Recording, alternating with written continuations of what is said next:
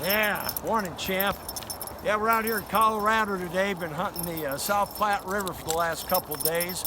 About 3 degrees, and got the ice eaters going and keeping the water open and having a good time out here. And we're gonna do duck call lesson number 3 today. We did duck call lesson 1 and 2 already, where we already went through the basics of getting the basic quack out and then doing a long call, putting some attitude into that long call.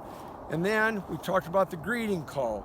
And the greeting call is nice and soft, but then at the end you stick this call right in their face and you scold those ducks right to the water. Today we're going to talk about water talk, as I call it. That's going to be the feeding chuckle, the feeding cluck, and the lonesome hen.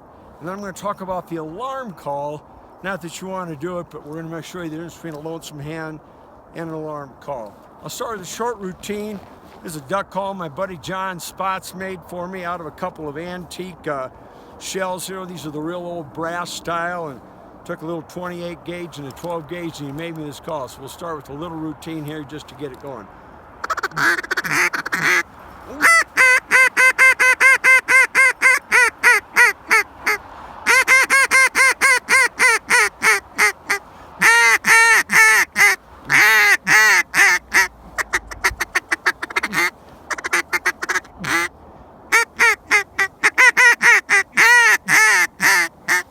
Okay, so today our focus is going to be on the cluck, the feeding chuckle, and the lonesome hen. And again, I'll throw in what the alarm call is all about.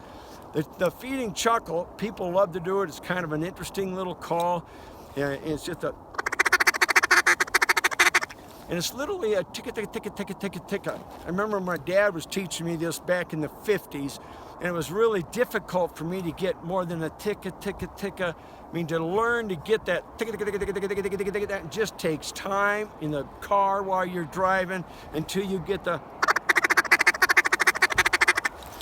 Ducks, however, about the only time I ever hear live ducks doing this is when they're flying over.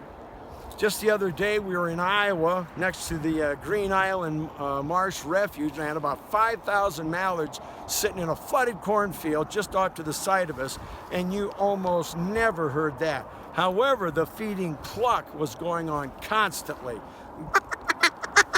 And can't you see that little hand putting her beak in the water?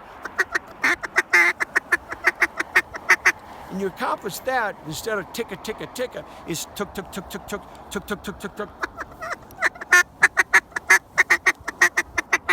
So I mix it in with a little feeding chuckle. And then I throw in that little lonesome hen in the midst of it. Now notice on a lonesome hen call that the tone is dropping off at the end. As opposed to the alarm call. I mean, can't you just see how many times you walk through the march and you spook that hen, and she's kind of looking over her right wing at you, and she's going, and that's different than a lonesome hen.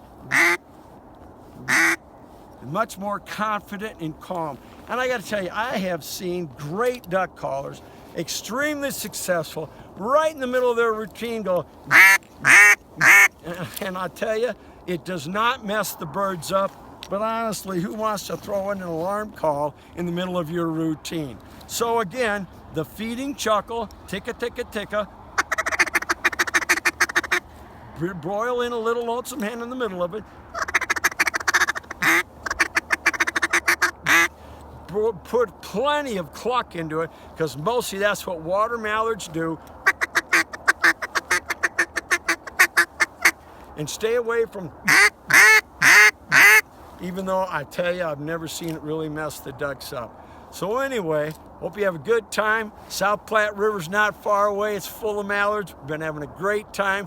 Got my son shooting the video as a waterfowl guide, both up in Canada and down here in Colorado.